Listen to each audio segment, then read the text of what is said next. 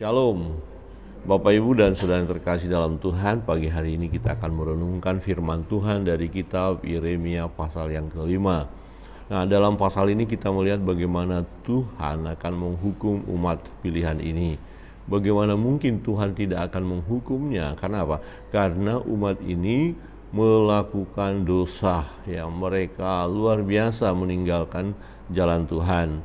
Ayat 11, 12, 13 mari kita baca bersama-sama. Yeremia pasal yang kelima ayat 11, 12 dan 13. 1, 2, 3. Sebab kaum Israel dan kaum Yehuda telah sungguh-sungguh berlaku tidak setia terhadap aku. Demikianlah firman Tuhan. Mereka memungkiri Tuhan dan berkata, Dia tidak berbuat apa-apa, malapetaka tidak akan menimpa kita. Perang dan kelaparan tidak akan kita alami. Para nabi akan menjadi angin. Firman Tuhan tidak ada pada mereka. Nah, ini persoalan yang luar biasa. Jadi meniadakan kuasa Tuhan, meniadakan bahwa apa yang Allah kerjakan bagi mereka, mereka merasa itu bukan pekerjaan Tuhan. Nah, Dia tidak berbuat apa-apa. Ini ironis sekali, ya. Jadi hidup diberikan Tuhan kepada kita, kemudian kita berkata Tuhan tidak buat apa-apa. Ini kan sesuatu hal yang mengerikan sekali. Nah, inilah yang dilakukan oleh umat ini, dan mereka merasa diri aman, merasa diri tenang, ya, dan tidak akan mengalami malapetaka. Maka dikatakan malapetaka tidak akan menimpa kita. Perang dan kelaparan tidak akan kita alami. Pokoknya kita bahagia, kita sukses, kita berhasil, kita diberkati, ya. Nah, ada orang-orang yang merasa bahwa kehidupannya baik-baik saja, aman-aman saja, semua fasilitas lengkap, semua ada, kemudian sehat, kuat, dan bisa menyangkal Tuhan dan berkata Tuhan nggak ada, Tuhan buat apa? Ya, dia buat apa kepada kita gitu. Inilah keadaan umat di mana pada saat pelayanan Nabi Yeremia mereka menolak Tuhan, mereka meninggalkan jalan Tuhan. Di ayat 23 dan 24, mari kita baca bersama-sama. Ya. Ayat 23 dan 24, 1, 2, 3. Tetapi bangsa ini mempunyai hati yang selalu melawan dan memberontak. Mereka telah menyimpang dan menghilang. Mereka tidak berkata dalam hatinya, baiklah kita takut akan Tuhan Allah kita, yang memberi hujan pada waktunya, hujan pada awal musim maupun hujan pada akhir musim, dan yang menjamin bagi kita minggu-minggu yang tetap untuk panen. Ya, jadi mestinya mereka harus bertobat begitu. Harusnya mereka mengakui keberadaan Tuhan. Ada hujan, ada panen, mereka dapat berkat. Ya, seharusnya mereka menyadari hal itu. Tetapi kenyataan tidak. Mereka melawan, mereka memberontak, ya. Di ayat 29 sampai 31 kita baca bersama-sama. Ini yang menarik, ya. Jadi ayat 29 ini sangat penting sekali sampai 31. Tuhan betul mengasihi umat itu, tetapi masalahnya umat yang dikasihinya ini yang memberontak. Ya, ayat 29, 1, 2, 3. Masakan aku tidak menghukum mereka karena semuanya ini? Demikianlah firman Tuhan. Masakan aku tidak membalas dendamku kepada bangsa yang seperti ini? Kedahsyatan dan kengerian terjadi di negeri ini. Para nabi bernubuat palsu dan para imam mengajar dengan sewenang-wenang, dan umatku menyukai yang demikian. Tetapi apakah yang akan kamu perbuat apabila datang kesudahannya? Jadi Tuhan mau berkata, nih, nunggu ya. Kalian lihat, ya. Kalian lihat kalau hukuman itu sudah turun atas kamu mau buat apa? Nah, ini semacam peringatan keras, ya. Apa Tuhan mau biarkan? Oh, kalian semena-mena, kalian sesuka hati, kalian tidak datang kepada Tuhan, kira-kira gitu, ya. Kalian bebas melakukan kejahatan, terus Tuhan diamkan. Wah, enak sekali, ya. Ya, kira-kira begitu, ya. Tapi Tuhan kata enggak, kamu akan kena hukum. Kedahsyatan dan kengerian terjadi di negeri ini. Jadi upah dosa adalah maut, ya. akibat kesalahan kita dan kita tidak mau memperbaiki diri, tidak mau bertobat, maka akibatnya tetap konsekuensi logis dari kesalahan kita harus kita hadapi, harus kita tanggung, dan Tuhan akhirnya menghukum umat pilihan ini. Jangan katakan Tuhan tidak sayang. Oh, Tuhan ini kok nggak menyayangi umatnya sih? Sayang, mengasihi, tetapi Tuhan tidak suka dengan tindakan mereka yang melawan Tuhan, yang memberontak tadi. Nah, kenapa terjadi pemberontakan yang sedemikian dahsyat atas negeri ini? Nah, ini orang-orang yang bertugas yang harusnya memberitakan suara Tuhan tidak memberikan suara Tuhan dengan baik dan benar. Orang-orang yang menjadi panutan secara iman, secara rohani tidak menunjukkan. Nah, yang pertama kita lihat, para nabi bernubuat palsu. Ini parah, saudara.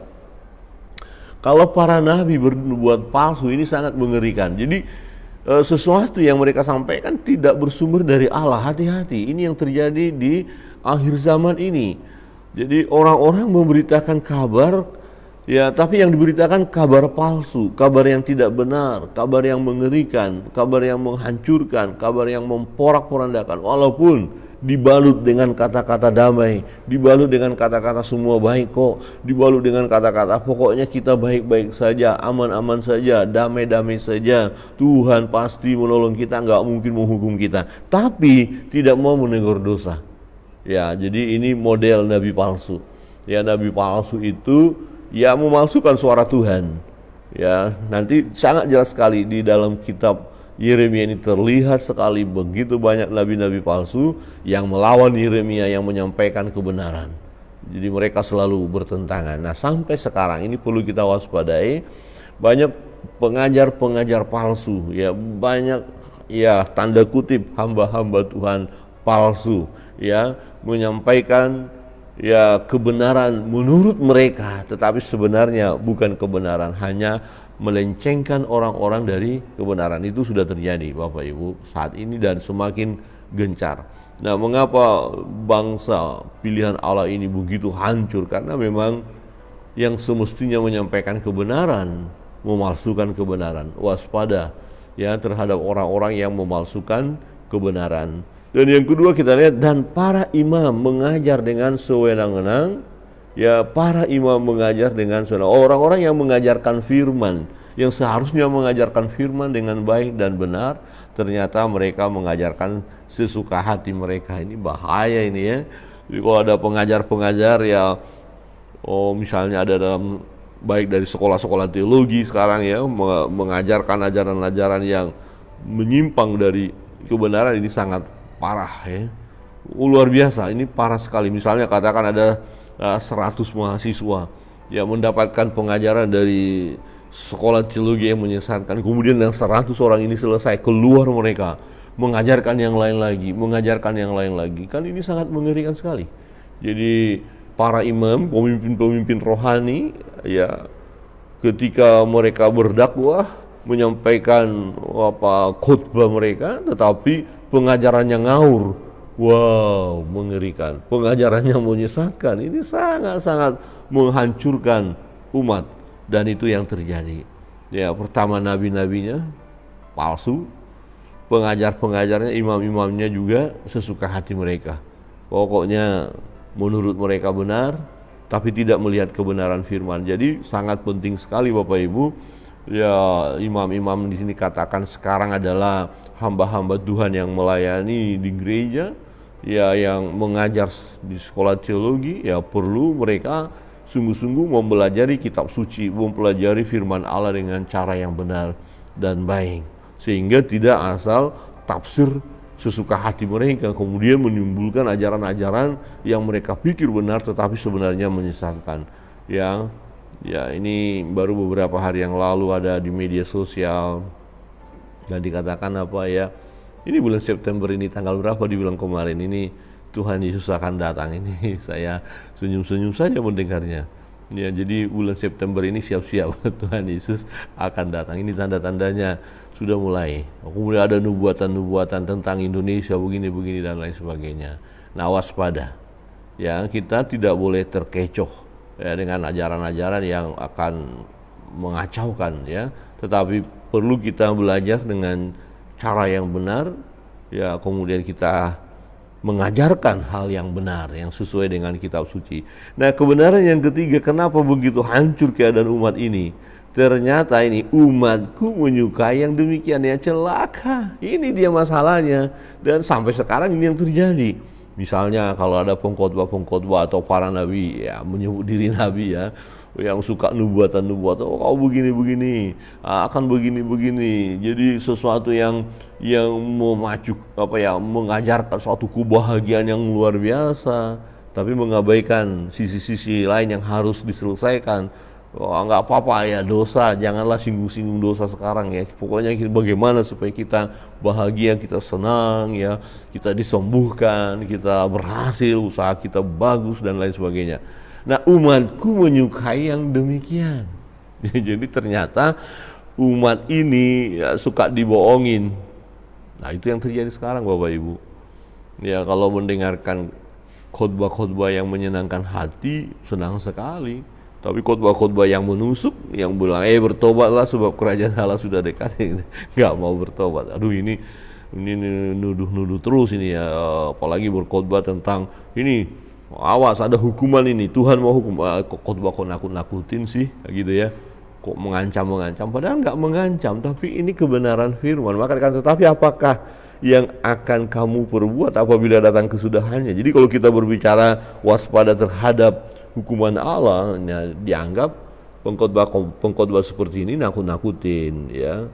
Oh, padahal itu kebenaran. Jadi yang ironisnya memang mengapa ya umat itu begitu ya hancur ya keadaan rohani mereka, karena memang mereka menyukai yang demikian. Yang demikian apa? Menyukai nabi-nabi palsu ya, kebohongan-kebohongan yang meninabobokan, berita-berita yang ya sepertinya menguatkan iman tapi menghancurkan.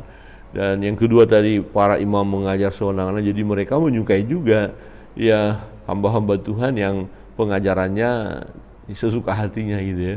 Ya mengajarkan yang ya cara menafsirkan firman Tuhan atau Alkitabnya beda banget. Tapi mereka suka, itu masalahnya. Ya kalau kita lihat gambarannya begini, oh ini ada satu gereja nih, tapi mereka itu banyak bernubuat di dalam.